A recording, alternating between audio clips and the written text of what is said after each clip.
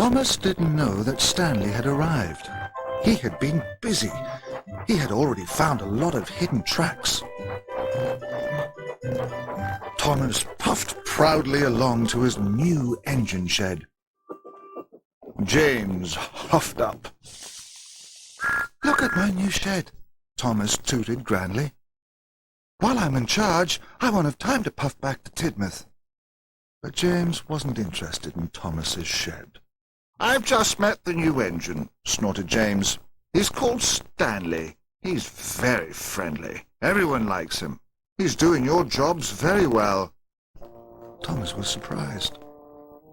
Suddenly, his new shed didn't seem so important.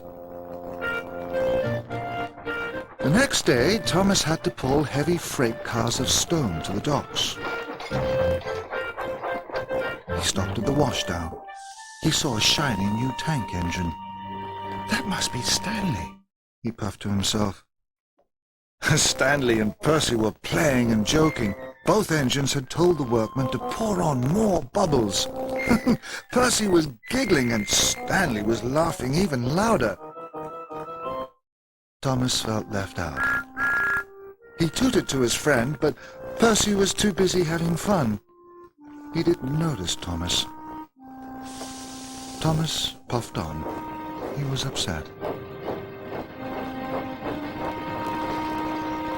Later, Thomas stopped at a junction. Gordon was waiting. Suddenly, with a whoosh and a whistle, Stanley raced onto the main line with Annie and Clarabelle. They were having a wonderful time. They clattered straight past Thomas.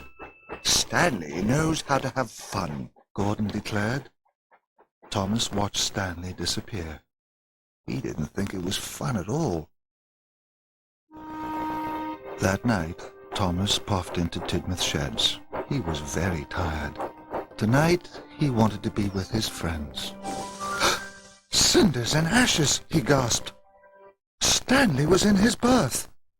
Stanley blew a high sound from his whistle. Then Gordon blew a low sound. And Emily trembled a sound no one had ever heard before. All the engines whooshed and whished with laughter. "Hello, you must be Thomas," whistled Stanley. "Hello, Thomas," chuckled the other engines. But Thomas wasn't chuckling.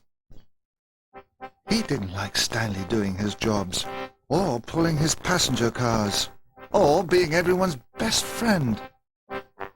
But laughing in his berth at Tidmouth Sheds was worst of all. I have to get back to Great Waterton, he huffed. "I have work to do." And he chuffed quickly away. Thomas wished Stanley had never come to Sodor.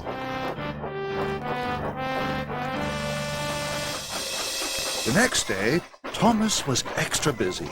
He wanted everyone to see he was better than Stanley. Thomas collected Jack. "I need you all to work harder than you've ever worked," he tooted to Jack. "Don't worry, Thomas. Alfie, Ned and Oliver are the best, and Monty and Max are dumping such heavy loads they're getting dizzy." Thomas smiled. He liked being in charge. Thomas wanted to show everyone he could do everything.